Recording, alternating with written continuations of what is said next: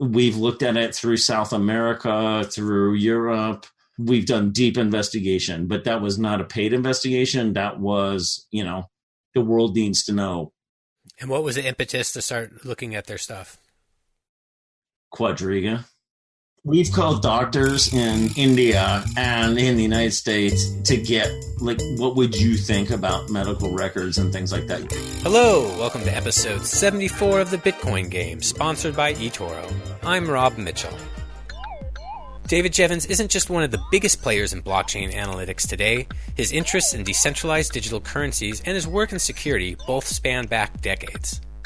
No matter what you feel about blockchain analytic companies, I hope you'll find Dave's uniquely informed perspective as fascinating as I did. That's right. Well, I got started in this space really coming from the security side of things. So computer security, encryption, data protection. I got very interested in the financial services side of it in the 90s.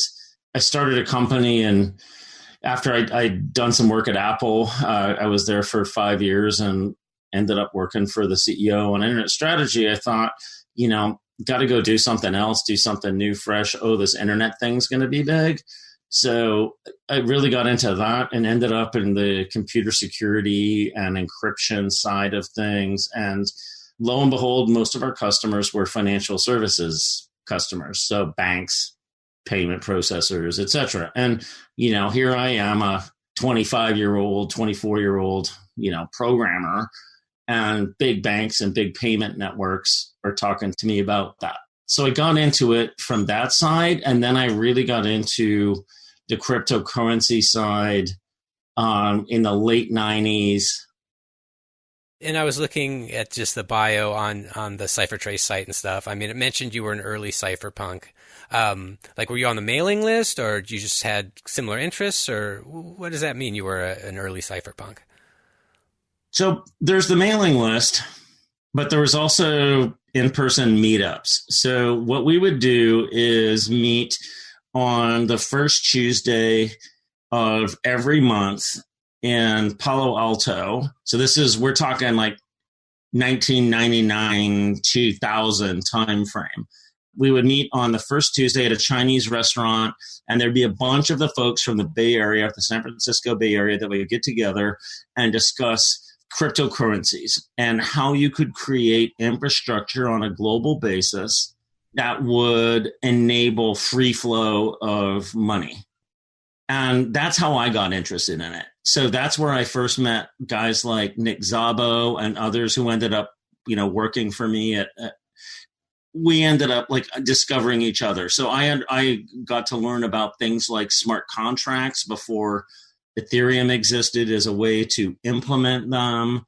This is where I also got exposure to David Jevans' work on crypto infrastructure, cryptocurrency, digital payments. So that's how I got into it.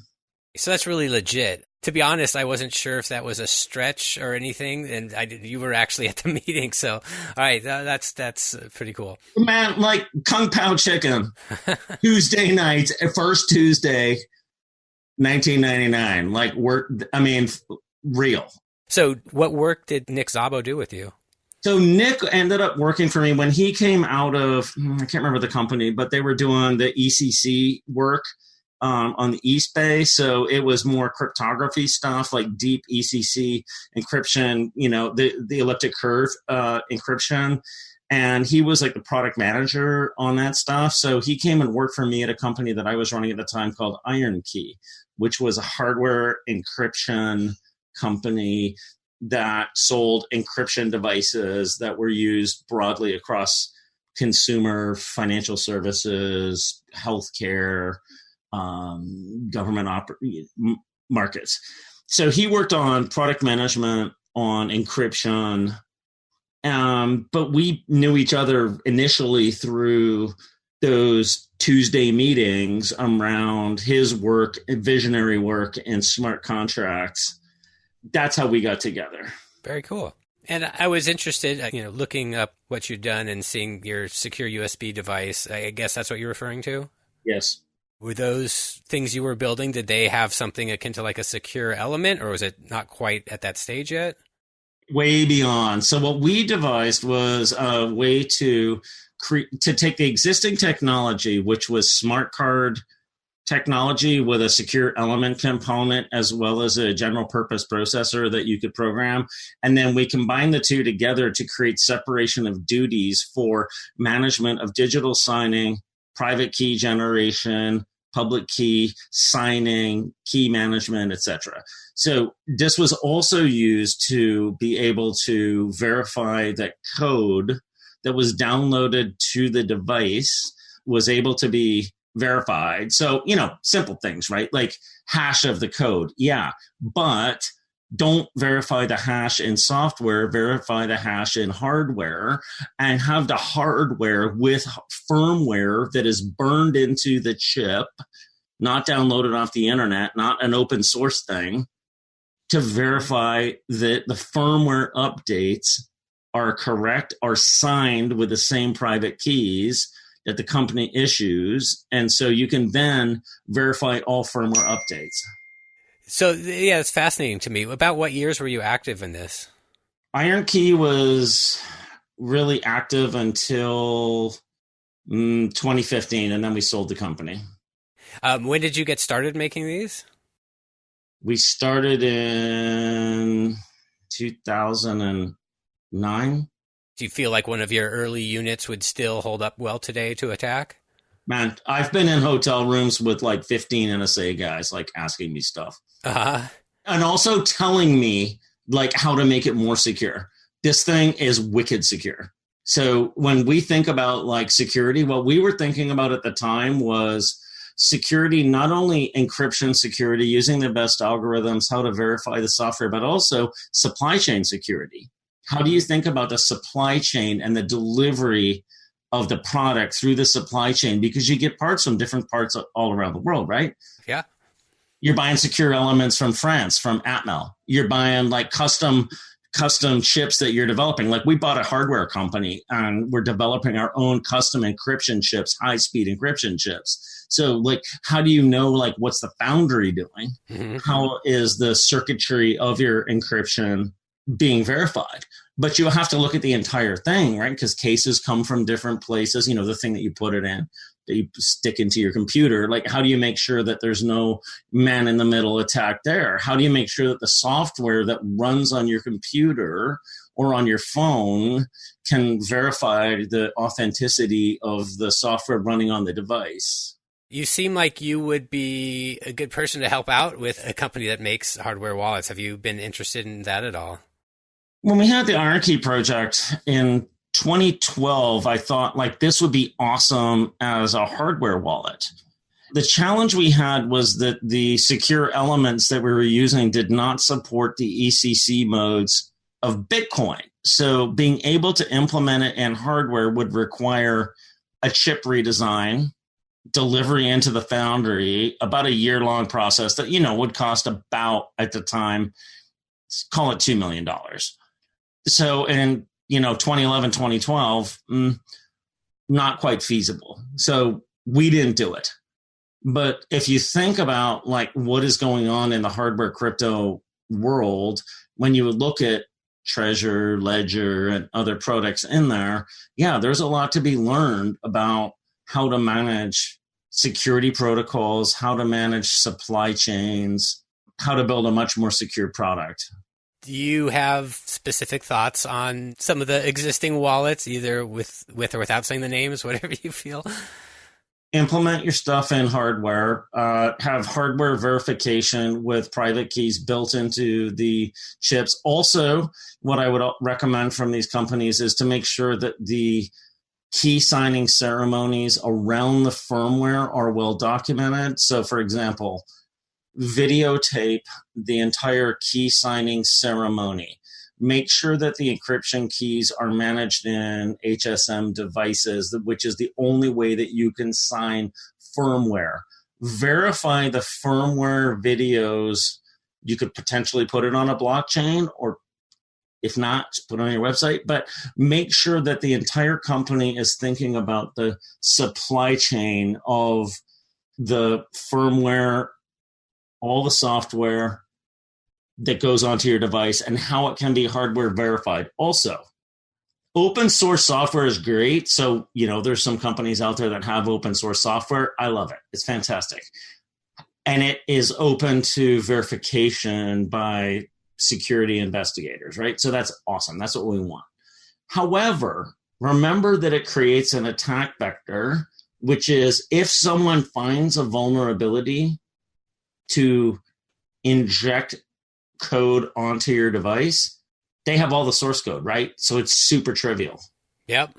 I also recommend somehow control the supply chain to the customer, because if there's 140 people selling your product on Amazon that could be basically creating fake devices and loading your software on them, or taking your devices and exploiting some zero-day exploit from last year or now or what have you, and then injecting their stuff on, control that stuff and lock it down and be able to help customers understand that they have the legitimate hardware security device and wallet, because people load $10 million on this stuff, right?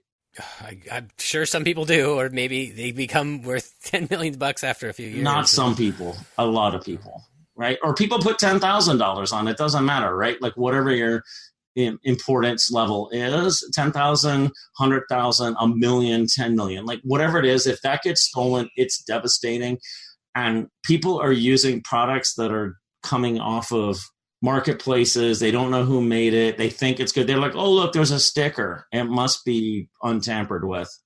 Do you have thoughts about the state of multi-sig or different ways to secure? Well, I believe that multi-sig is for sure the future. It's got to be made easier to use. It's got to be something where people are educated in it and understand it, and that it can be easily used, and that auditors, family trust lawyers, etc., can easily understand it and use it, because it's a wonderful way to protect assets, to deliver assets to families, as well as to protect basic transactions in the real world too. So I think it's the right way to do it. It just needs to be easier to use. The UI is bad. I'm just curious what you think of this. This is really specific, but I just happened to talk to a guy from a company in India called CipherPunk, and they're making a 2 of 4 Shamir secret system with 4 cards. What do you think of that as a solution for the short term? If you're trying to protect $400-500 million dollars or euros worth of crypto, then sure. And you can afford to train people to use it. I think what really is needed is a much more simple solution that is just brain dead simple for most people. Now, if you want to do something like that, you can do it. That's awesome. But I also think that some of those solutions that are trying to manage large scale cryptocurrency funds, so you've got a lot of Bitcoin, honestly, operational security, it is your biggest hole, because you can do that, or you can do a plain multi-sig, or you can do a cold storage solution, what have you. But if your OPSEC is poor, you're going to get compromised anyway. Can you give some examples of poor OPSEC? Every single data breach has been poor OPSEC. I mean, there's poor OPSEC happening every single day, where you're seeing breaches, customer data stolen.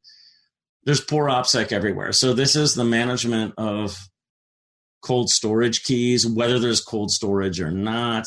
I just think creating exotic multi-sig type solutions, while they may be right, is not the answer, because getting adoption and having people who know how to actually use it and do it and document it and create the segregation of duties, that's the hard part. It's the human part. It's not the technical part. So now are you talking more exchanges and companies rather than end users? Yeah. How about for end users? I guess that would probably be the greater number of listeners. If you want to hold your own Bitcoin, you've really only got 2 options, right? So one is you choose an exchange and you delegate responsibility to them, and you choose the best exchange that you can find. The second one is for personal sovereignty and management of your own wealth. Then you manage it yourself.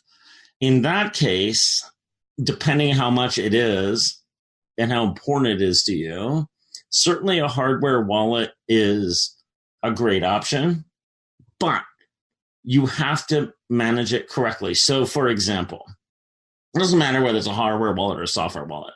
At some point, the recovery key is everything, because the recovery key or password, it's 13 phrases, 23 and 4 phrases like that, gives you access to regenerate the private key, and then you can steal people's money from anywhere. So don't email it to anyone. Don't email it to yourself. Don't take a picture of it. Don't write it down in Microsoft Word. Only write it down on a piece of paper and put it with your hardware wallet locked up in your vault in your garage or your basement. How do you feel about adding passphrase protection to a hardware wallet? You should definitely do it. So where would you keep the passphrase? A couple of options. So again, depending how important this is to you. So banks offer really cheap ways to store that type of stuff. $100 a month. You can store that stuff in a bank vault. A month or a year? A month. Well, it depends. Could be a month, could be a year. Depends on your bank and like how volatile they are, where they're at, how much security they've put into their infrastructure. So you can find banks, major banks, that will give it to you for $120 a year. So cheap, like do it. You can also find vault storage companies who offer it for a little bit more money, like $120 a month, but have built systems that have armored car entry and exit facilities, that have built electro cages around their stuff. If you're paranoid, you can do that. Gotcha. The other thing is, to be quite honest, man, just get a fireproof safe at your house for cheap. Keep the key somewhere and put your stuff in there. And if you want to be really paranoid, put it in 2 other places. But this is depending, right? Like, so if you're trying to defend $10,000 of cryptocurrency, do that. Because the chances of a directed attack against you are small. If you're trying to protect 100 million or $1 billion, obviously the chances of attack are much higher, and you would want to do something more sophisticated. And you go up in the numbers way higher than I ever think about, but gotcha. Your number one vulnerability is going to be phishing, right? Like, unless you manage it yourself, your number one vulnerability is somebody phishes your information and like moves it out of your hosted wallet or exchange account, right? So it's kind of something that maybe someone less paranoid would fall victim to. Yeah, and also just if you are using exchanges to manage your cryptocurrency, any kind of 2-factor stuff they offer, turn it on for real. And also make sure that you go to whoever manages your phone, your mobile phone account, and turn on every protection available, because phone hijacking is big. Because that's, people turn on 2-factor on their cryptocurrency accounts, and then the bad guys figure that out and they go and try to hijack your phone. So just turn on everything you can at your phone company, because phone porting is a really big problem. Right. And I saw recently, I can't remember the university, they did some study and it seemed like they were able to socially engineer their way into every major U.S. carrier. Some of them had just weird things, or, well, what are the last 2 phone calls you received or you made? And there are different ways to trick people to make calls. And I really like the idea of a advanced protection Google account with the Google Fi for if you have to give out a cell number, because it just seems like anything else is, even with the most advanced protection you ask for, it sounds like it's not enough. Yeah, I mean, I agree with you. It's just it's a challenging problem, because when you look at it, at the end of the day, social engineering has been the most successful way to take people's assets, and it just continues to be. Yeah, technical attacks happen for sure, but social engineering is the easiest way to steal people's cryptocurrency. It seems so tough now too. After whichever Equifax is that the data breach, it seems like anyone has all the information they need to convince someone over the phone that there's someone else. So it seems like a really scary time that we don't have something better. It's interesting because CipherTrace has done analysis of the dark markets. And as you can imagine, part of our business is understanding the dark markets, the cryptocurrency accounts, the Bitcoin accounts, and others that are involved in these. And we've seen a shift. So it used to be largely drugs and other types of contraband. But if you look at it over time, now we're seeing the preponderance is people using dark markets to sell stolen passwords and financial information, credit card information, bank account information. The drugs part has diminished to probably maybe 10% of what's happening on the dark markets. So people are definitely monetizing your Bitcoin credentials, your private keys on these marketplaces. I'm glad you brought up CipherTrace because I was ready to talk about CipherTrace. What made you decide to start this business? Well, I got interested in cryptocurrencies in 1999, went to the financial cryptography conference in 2000 in Anguilla, got very interested when I met the eGold folks, when I saw that MasterCard was experimenting in the area of digital currencies with Mondex. My love of cryptocurrency started then. I got interested in what DigiCash was doing and the work that was being done with David Jevans and his team. Then about 2011, I got really interested in Bitcoin, and I just knew it was the one. So I would go to the meetups, hang out with the people, but I had a day job. I was running a security company. So once we sold that company, that's when I got interested in it. Now, the initial entree into the CipherTrace business was when the Department of Homeland Security said at a conference, because I was giving a presentation about Bitcoin, said, hey, we need some help. You want to build a company around this? And I said, yes. And that's how we got started. Wow. So were they like saying, we've got money to pay you if you do this, or just... Yeah. So it was kind of a risk-free startup. Right. The best kind. We got ripped off on the Mt. Gox thing. Like, we were mining back in 2011, and in 2014, when the Mt. Gox thing happened, like, we got freaking angry because we lost a bunch of Bitcoin. Like, it mattered. And that's one of the reasons why when we got approached to, do this project, we did it. Because, man, we got scammed. We got ripped. So I just want to make sure no one else gets it.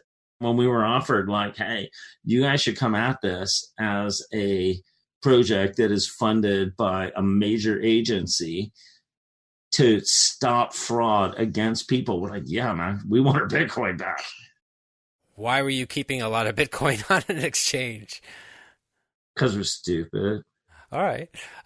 We've lost Bitcoin on private wallets too, by the way. So look, we're the prototypical, like, stupid people, who started the company to protect everyone from doing the same dumb things that we did. So yeah, keep all your stuff on Mt. Gox. Bad idea, right? Like, keep your stuff on your own computer, manage your wallets yourself and the backups of your wallets, etc. Pretty good at that now. I bet. What was it like getting the start with CipherTrace? What were some of the early things you did? Well, so it was interesting because there was two parts to the model. So, first, as I mentioned, we got started where DHS said, hey, we need some help in this area. Okay, great. We know a lot about it. Let's go do something. So get the right people, bring your band of brothers together, the best technologists, people from the Android project, people on the financial services side out of Visa, out of First Data, to build this thing. So then, what are your challenges? One is data, and the second is visualization. Like, how do you make this thing usable for people to be able to look at cryptocurrency, be able to understand what's bad, what's good? So that was part of it. The other one was, how do you get the data? And that is extremely difficult. So blockchains are public, but the interesting information about blockchains is not public.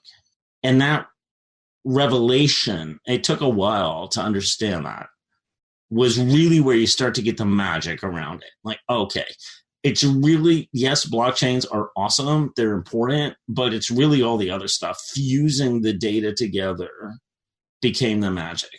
And that's how we got the start and where we learned how people want to consume the information, how you can get the information. And then as we've evolved over the last few years, coming from a cypherpunk background, I'm like, how do we protect people's privacy as well and create a functioning global cryptocurrency economy, yet still fulfill the goals of the initial project? Well, that sounds like a tightrope walk.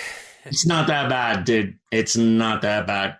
Like, yes, but it's not.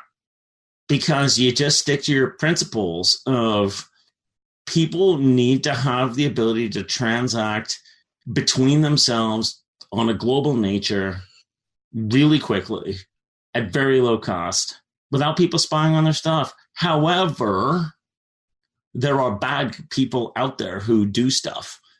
And there are reasons why anti-money laundering controls are put in place and terrorist financing controls are put in place. They're not put in place capriciously. Like, governments aren't, you'd be surprised. Like, there's a lot of people who are smart that work for governments around the world. Like, there's some smart people there. They didn't put these regulations in place because they somehow thought it would be cool. They put them in place for a reason. So being able to fuse the combination of protecting personal privacy and allowing people to make their transactions in a private manner through privacy coins, through Bitcoin, but also being able to find out when, bad guys are doing stuff is the interesting challenge. I wouldn't call it a tightrope, more of a trampoline. Like, there's so much stuff going on, Well, I want to dig into some of the stuff you're saying. I guess I wanted to go back even to, obviously there's the public info on the blockchain, but we don't know identities. I don't know if you know IP addresses. How do you get the other data that you need, or do you? There are several components to getting the data that you need. IP address is one. You have to be involved in the network and real-time transaction flow to get it. You also want to be able to understand where transactions come from. So is it from California? Is it from Venezuela? Is it from Sweden? Is it from Switzerland? Valid questions to ask. If you look at the existing payment networks, that's all pretty well encoded, easy to do. But it's not so in cryptocurrency. So that involves having intelligence capabilities with a very skilled team, as well as the technology, to be able to create accounts, to be able to do transactions, to be able to trace transactions across hundreds of thousands or millions of addresses, and be able to then take that data where you know the basic source intel and then put it into a combination of heuristical and machine learning algorithms to derive, okay, like from 1 million things, I can figure out 400 million of them. And then you're able to say, okay, well, these 1 million come from this place, these 1 million come from that place. Now, does not mean we know the individual identity of the people, and we don't want to. CipherTrace is not in the business of showing like people's identity or anything like that. We're not about it. We love privacy. We're all about it. But the regulations are going to require that people need to have the ability to, when there's something bad happens, like for example, all your retirement funds get stolen. Be sure nice to know where it went to. So that's what we're doing. I always assume it goes to another country that I'll never get it back from. if it's crypto at least. So what we found is that there's a growing network of people who are really coordinated and want to freeze funds that are stolen. It's not a centralized government network. It's really the ideal vision of cryptocurrency, if you ask me, which is people who are running these exchanges, et cetera, who want to preserve personal privacy, want to create the global network of crypto. But if somebody gets ripped off and it gets deposited to their place, they'd like to freeze it and find a way to repatriate the funds of the person who got ripped off. So how would, I guess, probably you guys determine whether the person who deposits those funds in exchange is the criminal or someone who had those coins dumped on them and then they're putting it in the exchange? So at CipherTrace, what we do is we only do direct attribution, meaning if you received stolen funds, let's say, right? Because you didn't know as an individual, you had no idea. It's not your fault. And also, if you receive funds from somebody who sent them from somebody who sent them from somebody to you, that's totally not your fault. So we're not doing any of that. We're really looking at trying to resolve in real time directly when somebody says, my funds got stolen because my password got compromised, my private key got compromised, etc. My Bitcoin got stolen. Please, try to get it recovered for me. That's where we come into action, and that is working. Do people actually, if that happened to me, do I go to CipherTrace? Is that a service of yours?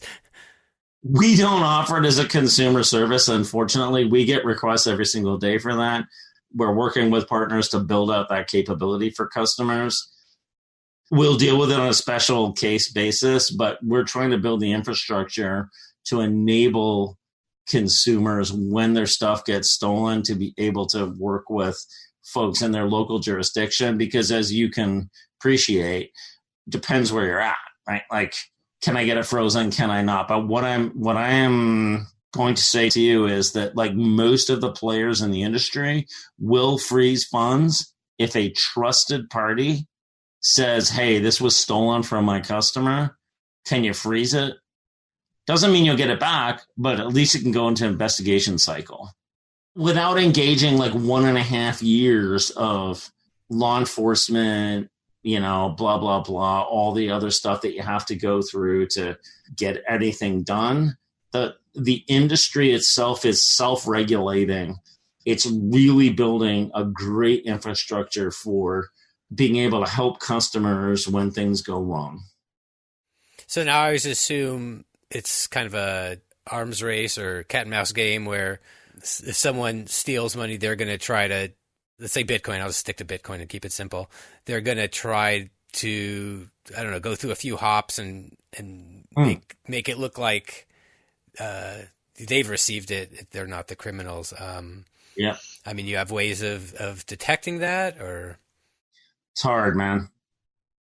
So nobody who steals people's money sends it directly to their own account, because that would just be stupid now. So yeah, you're right. People try to obfuscate it.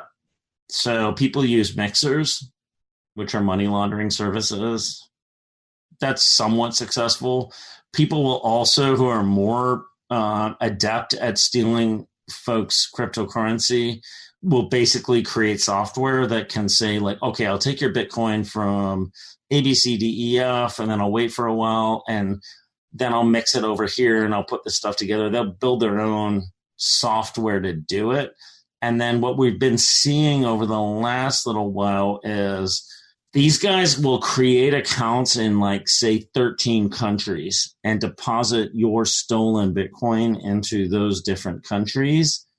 This makes it more difficult for us to be able to help you, as a customer, recover your funds. But it also means that these guys are able to cash out, let's say, 60%, 50% of what they stole from an individual. Well, that's still a pretty good yield. You were calling coin mixing services as money laundering services. And I know there's Samurai and Wasabi Wallet and... Sure. I guess, CoinJoin and a lot of people really championing these things. But then you also hear about exchanges like not wanting to be associated with this kind of coin mixing. I'm just curious, any of your thoughts about all this? So I think the way you have to think about it are who are the service providers who are offering it, and then break it out from the technology. So CoinJoin's a technology, not a service. You have to think about that. So then you look at Wasabi, which is using CoinJoin technology as a P2P way to mix transactions. That has been proven to be able to be de-anonymized. CoinJoin is certainly provable to be able to be identified. But then there's other companies who exist or people that are completely in the business of like, put your stuff in here and then we'll mix it up with everyone else and try to anonymize it as much as possible. My personal experience with looking at hundreds and hundreds of these cases is that the real true people who need to move, 50 million, 100 million, 500 million euros or dollars, they're building their own systems or recruiting their own teams to do it. They're not running through these systems.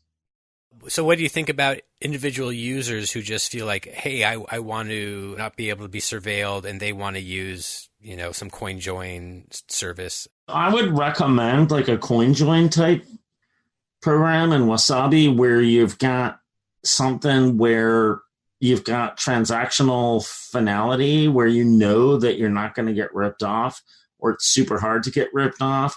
I would recommend those because if you're going to go through mixers, you're basically committing your funds to those guys. And at some point, history has shown they either pull exit fraud or the thing goes down and you lose all your money. So I think things like CoinJoin and Wasabi are the better way to go. How do you feel about I guess the idea that exchanges, sometimes that's a red flag for them if you're doing this, I guess with money coming in or immediately leaving their exchange, they aren't real happy about it. Exchanges are regulated and are increasingly going to be regulated like banks. So therefore, they are going to have to take risk-based approaches to transactional information. And that's going to be like, when you send the money, etc. So if you send the money directly from a Wasabi wallet or what have you, it's going to raise not a red flag, not at all. It's going to raise a tickle. Now, if you run $50,000 a day through it, then that's obviously going to be a little bit more than a tickle, right? Like that's going to be an itch or like something you've got to actually deal with. So it's fine to run your stuff through these things. Like nobody's going to paint you as a bad guy. It's going to be based on transactional flow, counterparties. And if you want to do $50,000 a day or a week or something, you're going to get looked at, but you're going to get looked at whether you go through Wasabi wallet or not. The following message is sponsored by eToro, the official platform of the Bitcoin game. Are you interested in getting into the cryptocurrency markets but don't know where to start building your portfolio? eToro has the answer for you. It's called CopyTrader. With CopyTrader, you can automatically copy every trade of eToro's top crypto traders at the exact price in real time. No need to study up on markets or develop your own strategies. Simply sign up and copy the trader of your choice. Any profits they make, you do too, proportional to your investment. With eToro, you get access to the world's most popular cryptocurrencies with transparent trading fees, all in one easy-to-use app. Copy the smart money with eToro. Join now at b.tc/eToro game. That's b.tc/eTorogame. Who are your customers? CipherTrace's customers are financial institutions, so that would be banks, payment processors, also government institutions, so that would be, investigation and some enforcement agencies. We also have, I would say the most of our customers at CipherTrace are cryptocurrency exchanges. And then we have quite a lot of trading companies, so OTC and other trading desks who want to make sure that they're not receiving your stolen funds to be then traded out. Gotcha. So if I had a Coinbase account and I said I got hacked, and Coinbase would let you guys know in some way, and then when someone else, if they receive those funds, that's you're imagining a level of coordination in the market that doesn't make sense. Okay. So tell me how it really works. It's nowhere near that sophisticated. What's it actually like? Telegram group. You're part of a Telegram group? Yeah. And there just has to be a threshold, like somebody got ripped off, blah, blah, blah. Who can help? Where do you even pay attention? Like what value of Bitcoin or dollars? It doesn't even matter. You have to look at everything, but it's constant, and it's whoever is dealing with it on their side. So imagine that like an exchange, a customer has, I don't know, $400 stolen. It's not going on that. Because it costs more to try to find it than, even to take the customer's phone call, right? Uh-huh. Now, somebody gets 4 million, well, now it's a different level. So then that's how that stuff starts to work and I think the industry is trying to figure that out. There's not very well structured mechanisms for helping customers when they're defrauded. There's not great mechanisms to blacklist these accounts or wallets, but it's coming. Do you guys deal much with ransomware issues? Massively. We started dealing with ransomware in 2016. And have you been able to make much headway with the people committing these crimes? Yes. So we started tracking ransomware in 2016. We did the thing that everyone says you shouldn't do. Pay them. Mm-hmm. And when you pay them, you can start tracking them. Mm-hmm. And then you can see other victims. And then you can start to create a broader corpus of information that looks at, okay, we paid them, but those other 5 people paid them. And 86 other people paid them through an intermediary address. So we can start seeing corollary information this thing's way bigger than we thought. And then we can see where they start to funnel the money into for the laundering of it. And then what we did was we got data from over 10,000 victims and we ran it through our algorithms. This is early days of CipherTrace, right? So this 2016, we're talking 3-4 years ago. This is a startup with 6 people, We're running half of this stuff on a Mac and half of it in AWS, right? That's what's happening. But what we were able to do is if you run this stuff for hundreds of million transactions, you'd be able to find out that at that time, 95% of all ransomware payments were going to one operation who was operating in Cyprus through bank accounts controlled by Russian money laundering guys. And we could tell also on the front end that this is all Russian derived because it's, the software that's being delivered onto people's computers and infecting them.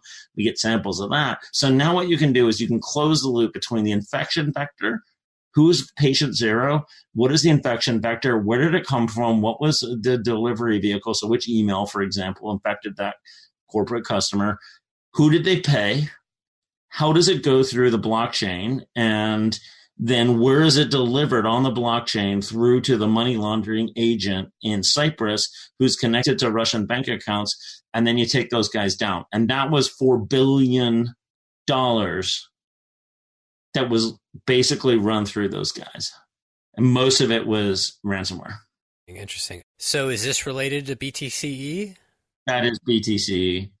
And I guess people kind of newer to cryptocurrency might not really know much about BTC-E, but I remember when I got into Bitcoin in 2013 and then, I want to try to get some Litecoin. And I remember just, BTC-E, there's nothing like KYC stuff. It's just you sign up for an account and you can exchange stuff. And, I wasn't trying to do anything fancy, but I guess it was a really nice way for people to, I guess, swap in and out of coins, which would probably be a good way. I'd imagine at least an amateurish good way to kind of not be tracked. What do you think about BTC-E? What did you find out about them?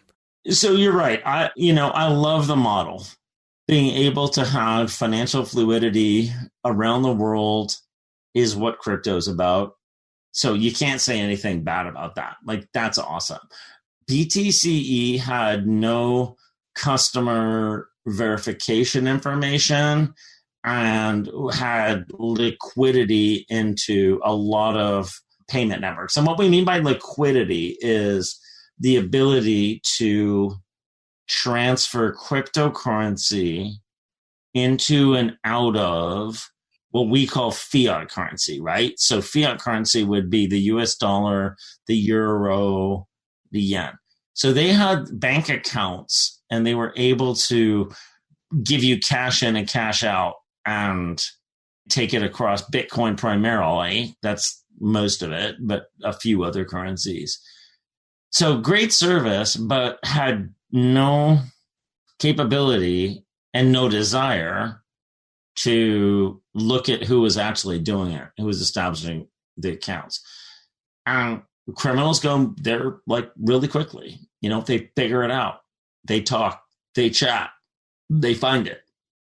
And that's what happened there, was they got just completely abused by the criminal markets. Now, whether they were complicit or not, I don't know. But that's what happened to them. They just got like $4 billion of bad stuff. So the connection to the ransomware with BTC-E, it wasn't the actual owners or whoever was in control of BTC-E. It was just users. Okay. No. So if we think about the criminal network, think about the overall criminal cybercrime network. So the cybercrime network is not a company. It's not a group of guys. It's not 3 people in a garage. It is a fully organized economy with various service providers at every tier. Cybercrime is not some random people sitting around in their basement. That was 15 years ago. This is a fully integrated supply chain, which starts from compromised credentials. So I got your Bitcoin, private keys. I got your address at Coinbase or some other place. I got your password or what have you, right? So then it's also the spamming infrastructure, which is how do I spam you to, send me your stuff. It's the DNS infrastructure about how I manage the domain name information. So they keep everything private, but I'm able to keep domains running. And it's the hosting infrastructure on the back end, what we call bulletproof hosting, which is how do I get servers that can't be taken down by law enforcement or any good guy? And then it feeds into the financial infrastructure. So the financial infrastructure is BTC-E, for example, which is how do I cash this thing out? So I've gotten, 5,000 Bitcoins. How do I cash it out into US dollars, rubles, euros? So that entire infrastructure is composed of multiple groups of people who have an organizational structure to do it. And BTC-E, you're saying they had fiat on-ramps and off-ramps with some banks. Yeah. How did that work? What you do there, and this is one of the things that CipherTrace is working on, is trying to clean that market space up so that the financial institutions know who's trustworthy and who isn't, and are able to provide financial services to those that are excellent and deny them to people who are bad. Because right now banks are so damn scared, right? They're scared. It's going to change quickly. I think in the next 2 years, we're going to see almost every major bank and many of the sub banks offer services to cryptocurrency companies. But right now they don't have visibility. So how were they doing it? Lying. Create a website that says you're this cool internet company selling shoes to toddlers in Turkey and apply for a bank account. Okay, just look really successful with the shoes, huh? Right. And then you know what? We need more than one. So like there's the underpants company, and then there's like the swimming trunks company, and then there's the tourism company, and then there's the blah, blah, blah. And so what you end up with is like 7, 8, 9, 10, 30 fake companies that are actually cryptocurrency processors that are running all their stuff through the banking markets. Do these fake companies do any business at all in what they say they do, or not at all? No, they do not. They completely process cryptocurrency transactions. Have you done any work related to CryptoCapital? Yes. Because that sounds similar, I guess. We have done an amazing amount of work on CryptoCapital. We have deep intel on them. Is that because you were paid to do this, or that's just, that's where there's fertile ground to start looking, or? We did it because it's the right thing to do. So we have government customers, and I can't talk to you about those contracts unless they're publicly available. And most of them aren't. Like we're not some secret like thing like CipherTrace does all the secret work. We're not. Everything we do is like basically visible on Fed Biz Ops. Like we don't have like secret dark contracts or anything like that. We're trying to make crypto get everywhere. We want crypto around the world, but we recognize that regulations exist.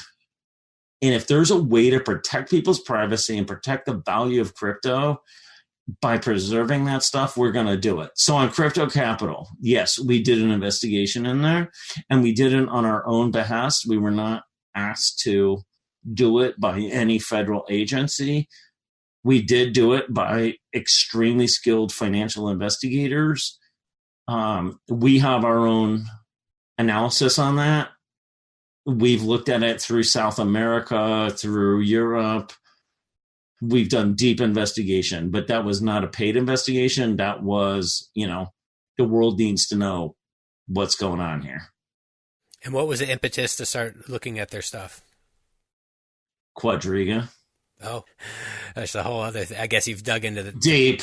We've called doctors in India and in the United States and to get, like, what would you think about medical records and things like that? Yes, we've delved into it.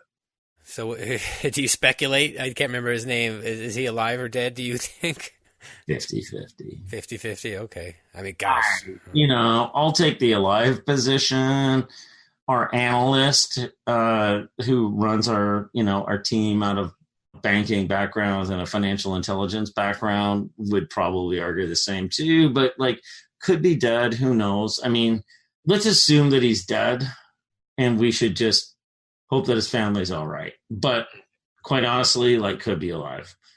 And clearly was a scammer. And I mean, everything we've done on deep investigation of transactional intelligence on this stuff indicates that this guy was not who he represented himself to be.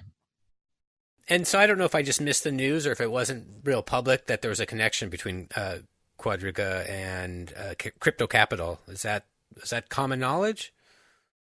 Well, I don't know if that's common knowledge. I'm not sure what common knowledge is. Okay. Like they're connected. Yeah. Definitely connected. Okay. But we, if you want, and your listeners would be interested in a future discussion, we could have a more detailed discussion on that. But yeah. Okay. So, of course, I was thinking CryptoCapital just because what came to light, I guess, with finances with Tether, and that then they apparently had bank accounts that weren't really doing what they were supposed to. So that came to mind when you were talking about the fake companies. So I guess they're involved in a lot of stuff. They have a lot of companies. Are you able to describe like the special sauce that you guys have with your algorithms or whatever? Managing the security research around thousands of entities requires day-to-day investigation. And it requires not only a combination of algorithms and systems that are going to log in, for example, and check stuff out, but there's people involved too. So you have to have a highly skilled team of people that are able to look at, is this a scam? Is this a fake site? Is this some, trading company that's basically going to rip you off? So we look at basically a combination of intelligence that we can derive from algorithms and people looking at it. So this is not like just pure algorithm-driven methodology that CipherTrace uses. There's also people that are highly skilled in the art to look at it. So, for example, here's an exchange offering great rewards, what have you. You want to log into it, fine. Going to give you, X Bitcoin for every transaction you do or what have you. We actually identify those. We look into them. We look into the background of the people. We look into their DNS history, like when did they register the company? Have we seen it before? Where are they hosting the thing? What are their security contacts? Do they have any or not? Because a lot of people who are bad don't list that stuff. Then we get into the account. So we create an account. So what data did they ask for when you create the account? Did they ask for your driver's license, your passport? Did they check any of it? What do they do there? So we are able to create a risk score looking at what they actually do when you're a customer. Then we look at their blockchain transactions. And this is the beauty of the blockchain. The beauty of the blockchains are that they're generally anonymous but pseudonymous. So this allows us to create a privacy layer that protects the individual, yet exposes the entity. So, for example, this person, this company that we've logged into, we want to do some transactions. So let's do a few transactions. We'll send some Bitcoin from A to B. Let's see if they let us do it. Let's see what intermediaries they use. Let's understand which addresses they use. Then we're able to apply a clustering of algorithms. So we want to basically put heuristic and machine learning and AI-based algorithms onto it to say, we understand that these are controlled by you. Now, what this does is creates a global cluster map of where these operators are, but it does not violate the privacy of individuals. It does not say, for example, Dave's over here. CipherTrace does not do that. And as far as I know, our competitors do not do that either. So what it does create is the place where your transaction originated from, where it went to, and then we can look at the transaction chain and provide a predictive risk score saying, for example, you are about to receive a whole bunch of money that was stolen from somebody else. That's probably a risk score that company should know about and be able to take action on. Somebody's about to send a whole bunch of money to someone who is known to blow up buildings and shoot down airplanes. Probably want to know about that. Now, when you say money, are you talking fiat or cryptocurrency? I'm talking about crypto right now.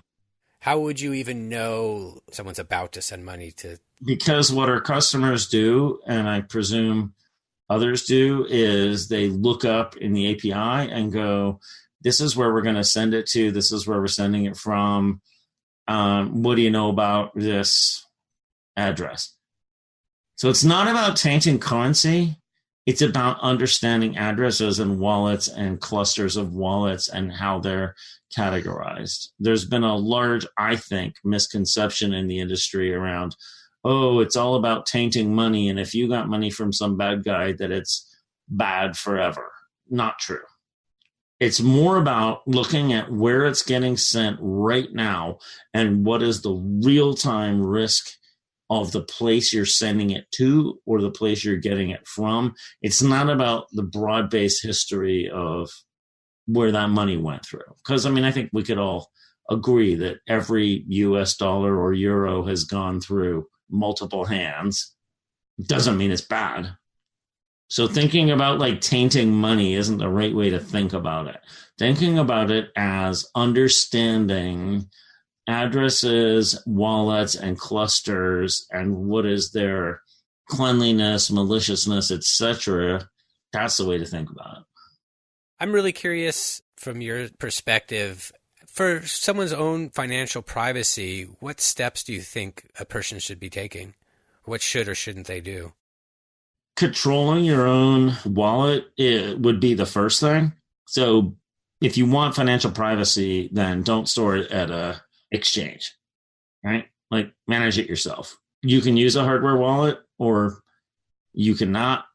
That's fine. OPSEC matters on both of those issues, right? Like the OPSEC of managing a software wallet versus managing a hardware wallet, in my opinion, is identical. I'd like to see someone disprove it, but like it's effectively identical, which is manage the private key, manage the password, where's that key written, etc. What's backed up, where it is, what have you. So not disparaging wallets, but just saying you need OPSEC on hardware wallets as much as you do if you do it in software. So that's my first thing.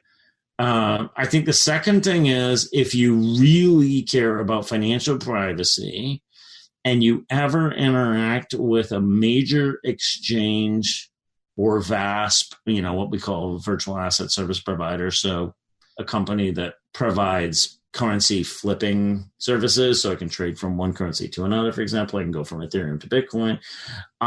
Always have an intermediary address. Yeah.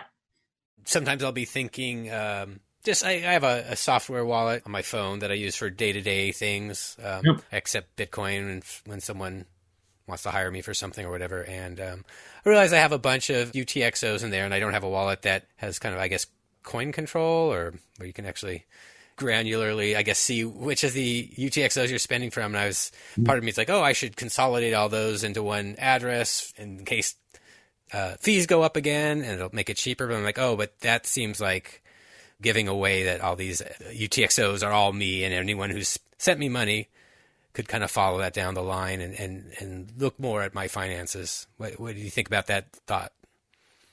I think it depends how paranoid you are. So I'm not very paranoid, but I know that they're all out to get me.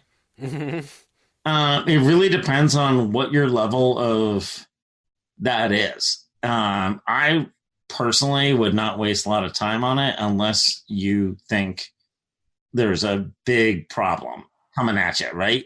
I mean, use the best privacy protecting products that you can, but like no one's spying on your stuff.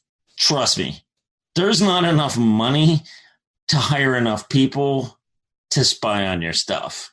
It's only going to be used if you did something egregiously wrong or it's extremely large amounts. I mean, that's just my experience of it. There's not 50,000 people sitting at the IRS looking to spy on your stuff. There just aren't. They can't afford it, and they're not looking at it, right? Like they're looking at other things. Okay, so we've established I'm paranoid. It's a beautiful amount of paranoia. It's a great amount. Am I at least technically like looking at this correctly, even if I'm overly paranoid? Yes, you're correctly looking at it. You need to think about how you manage your wallets. You need to think about also what I mentioned about intermediate addresses. You need to think about if you're doing it correctly, like what are you thinking about on Tor access to it? How are you doing that way? Is your app that you're using on your phone or however you're accessing your cryptocurrencies integrated with some form of onion network or other anonymization system? Think through all that. OPSEC is everything. And I'm glad you brought up Tor, because I was going to ask you, from your business perspective, if Tor is something you guys are able to de-anonymize at all. No, we are not able. No. And I have run a private Tor network, and I know some of the founders of Tor. No. Because I guess every once in a while there's some weakness that's found and patched, I guess. But there's weaknesses in every kind of protocol and everything. The way to attack Tor is not to attack Tor. I mean, look, okay, there's going to be people who will do it. Fine. But it's not about attacking Tor. It's about attacking the end node. For example, dark website running through Tor. Only way to get to it. It's about SQL injection or other forms of attack that can be delivered through the Tor network that basically break that thing, or putting beacons on it, or, finding the person who runs it and like saying, hey, I'll give you X amount to buy your service, and then running it. It's not about like breaking Tor. Yes, there could be technical exploits on Tor. Not our focus at CipherTrace. And I won't dig too far in that because I'm not very technically knowledgeable about how Tor works, except for the basics. But I guess I'll just ask. So would that be someone with an exit node that you would be paying off? Do they somehow have more information, or who has that information? No, that generally is the people who are running, not the exit node, but the people who are running the services. So there are plenty of market services. It's just social engineering. I'm running the knife shop. I sell awesome knives, and it's only available on Tor. And somebody says, I want to find out who's buying your stuff. So then you buy that guy's website. Doesn't happen very often, but it happens. It's purely social engineering of people who don't have enough money to actually be running the business they should be running. And obviously, everyone who's listening to this podcast should think about, if you want to protect your stuff, then make sure you're working with well-known, well-established vendors, service providers, what have you, right? Like, just same advice you'd give to anyone. Do you have any thoughts on Lightning Network, both just technically or as a scaling solution, and also as something to protect privacy? I think it's a little bit too early to tell. I like the idea of the Lightning Network. I like the sidechain idea. I think that the proof is in the pudding, so let's see it. I do think that it's an interesting idea of being able to provide some privacy on the sidechain side of things. Let's just see. A lot of work to be done, right? A lot of adoption. We also have to understand how Lightning and other side chains that are related to that are going to fit into the emerging FATF anti-money laundering guidelines and how that's going to work. That's, to me, too early to tell, because we're still trying to figure out how to get like Bitcoin integrated into the FATF regulations. So putting Lightning in is, wow. Can you boil down the FATF regulations? The FATF regulations, which is the Financial Action Task Force, this is a group that is organized to try to set anti-money laundering and counter-terrorist finance regulations across most of the G20. So that would be United States, Canada, almost all of Europe, Japan, Korea, Hong Kong, Australia. So think about like most of the, like 87% of the world's GDP covered by these guys. What they've been doing is trying to map the existing banking, anti-money laundering, and counter-terrorist financing regulations to cryptocurrency. The way I think about it is take what banks have to do a cut and replace, like grep for a bank, and then put in, virtual asset service provider and like replace that. So that's what's happening. This is understandable because you're talking about a bunch of old guys and girls that are trying to map banking regulations to the crypto world. And that is going to come down pretty heavy on the industry this year in 2020. And I think we'll probably see a lot in 2021. It does not affect individuals. So, for example, if you and I want to send money to each other, fine. Like, it doesn't affect person-to-person transactions. Even $20,000 and above, there's no limit. It's nothing. Like $1 million. So, I know you're dying to send me $1 million for this interview. Like, I'm happy to receive it. No, it doesn't affect that. So it will not affect P2P transactions. What it is designed to do is apply regulation on business to business transactions using crypto. Okay.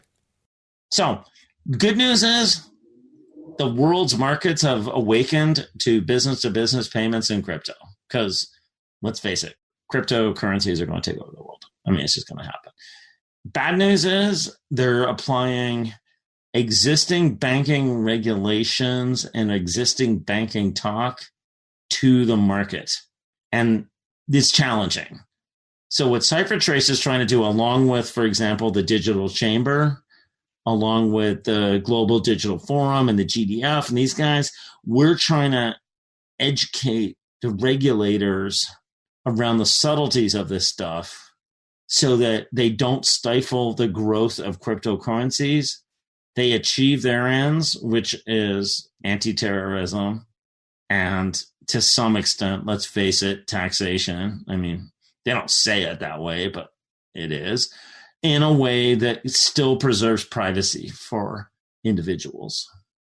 I feel like there's a lot of enthusiasts who probably see any government or company that's trying to do any kind of stuff that you guys do as a bad thing. Maybe laws in some countries may be seen as unjust, or that, you know, terrorism is a buzzword to get more government control over people. So how do you deal with those type of views?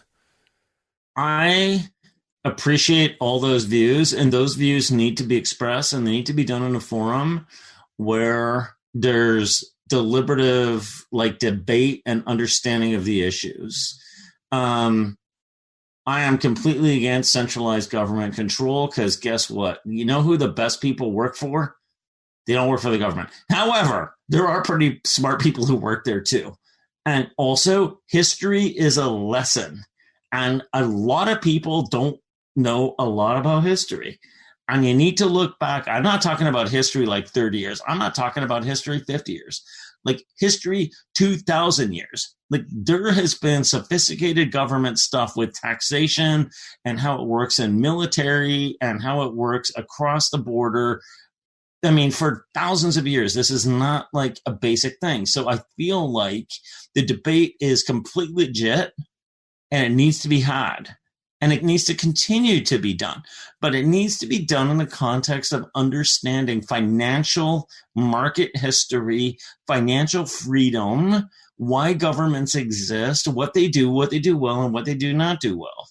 And like that is the debate that needs to happen. So completely for it, but trust me, the world is not smart enough to run a completely electronic democratic society where we say like everyone throws their taxes into this bucket, for example, and gets to vote on like what, you know, how your tax money's spent, which in my mind would be a wonderful thing to do, right?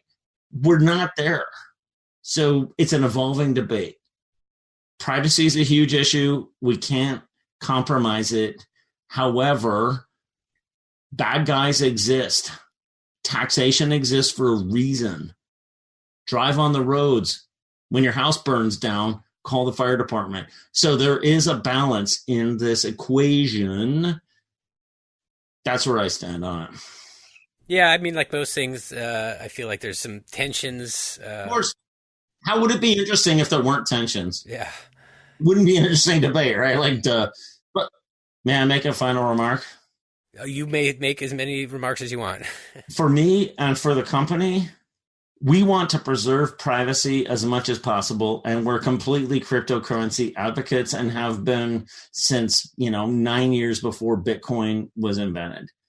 We love it. We want global financial freedom. However, there also are realities of governments exist. And therefore, what we want to do is provide a creation of a platform that preserves people's privacy, preserves freedom, and grows the whole thing, but gives these governments, what they need to be, to do their business, to do their jobs, and also creates, I think, overall freedom and grows the thing. I've got a secondary point, a corollary. Mm-hmm. Government-issued cryptocurrencies are an inevitability. We need to make sure that they preserve freedom, that they preserve anonymity, but are also able to deliver what those guys need because they're going to do it anyway.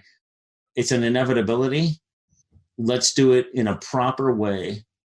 We just got to make sure they're not a surveillance state tool. You know what I mean? Like they enable. Sure. That is a difficult thing, right? You're talking to a guy who's right on the edge of the whole thing, right? Like, all right. I feel like we got a ton of great content. Where should people find out more about CipherTrace? CipherTrace.com, CipherTrace. Great, David. Well, I really appreciated you coming on the show. I was fascinated by a lot of stuff you had to say. It's been an absolute pleasure. Love talking with you. I hope you enjoyed this interview with David Jevans. Check out this episode's show notes page at thebitcoingame.com for links to various topics we discussed. It's also a great place to comment on the episode, or you can reach out to me on Twitter at @TheBTCGame. The Bitcoin Game has been a featured podcast on the LTB network since 2014. See you next time.